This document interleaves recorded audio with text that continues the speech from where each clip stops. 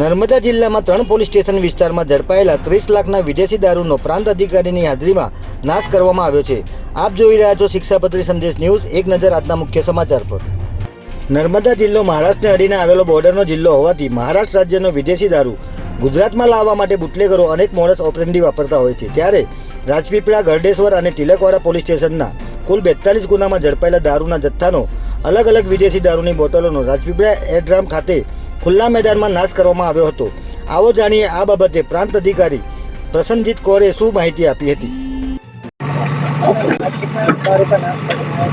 जी, आज Gujarat prohibition act of 1993 के हेठળ 3 police station Rajpipla, Tilakwada और आमलीथा का अलग अलग करीब 42 गुना के अंदर जितना भी उन्होंने अल्कोहल सीज किया था, कोर्ट के फाइनल चुकादा के बाद उसका नाश किया गया है। इसमें करीब 11,600 बॉटल्स थी, जिसकी मार्केट वैल्यू करीब 29,32,000 तक थी।